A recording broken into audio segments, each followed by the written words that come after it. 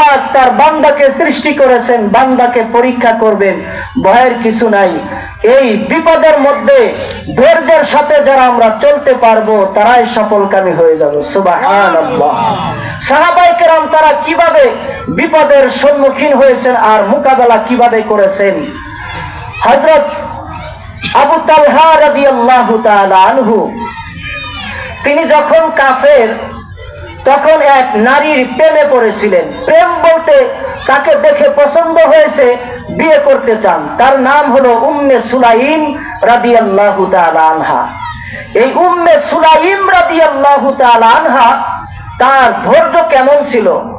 উম্মে সুলাইম রাদিয়াল্লাহু তাআলা আনহা, তিনি মুসলমান হয়ে গেছেন। তার প্রথম স্বামী ছিল মালিক ইবনে নজর। মালিক ইবনে নজর, এই উম্মে সুলাইম যখন ইসলাম গ্রহণ করেছে, ইসলাম গ্রহণ করার কারণে মালিক ইবনে নজর সে রাগ করে শাম দেশে চলে গেছে।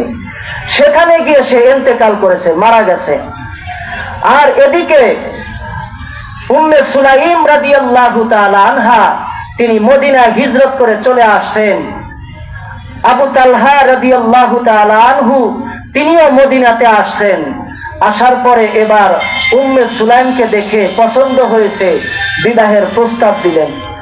উম্মে সুলাইম রাদিয়াল্লাহু তাআলা আনহা, তিনি বলেন, আবু তালহা, তুমি তো দেখতে সুন্দর, তোমার টাকা পয়সার অভাব নাই, তুমি একজন সম্ভ্রান্ত পরিবারের সম্ভ্রান্ত যুবক ছেলে, তুমি যদি আমাকে বিবাহ করতে চাও আমার কোনো না নিষেধ নাই।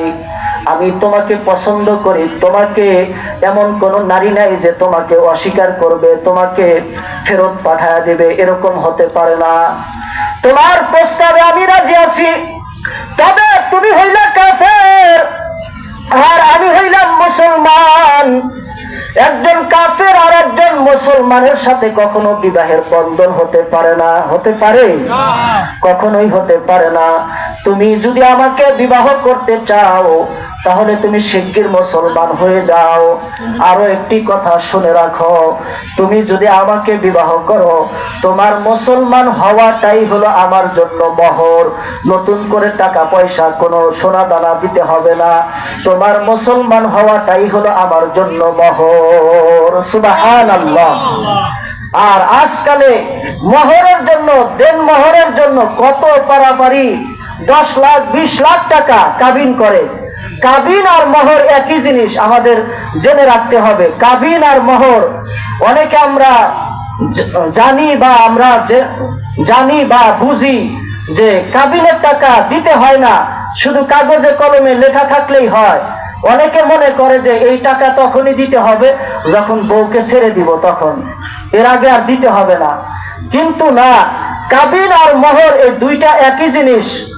আপনি যতদিন না দিবেন ততদিন আপনি ঋণের মতো, আপনি ঋণগ্রস্ত থেকে যাবেন।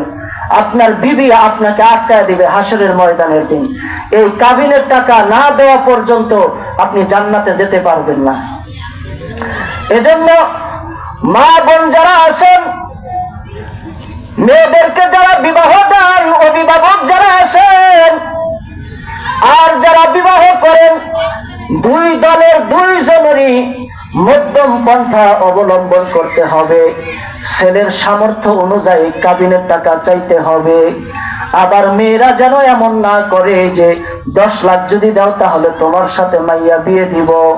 তোমার মতন মেয়ে বিবাহ করার দরকার নাই, তুমি 10 লাখ দিয়ে বসে থাকো।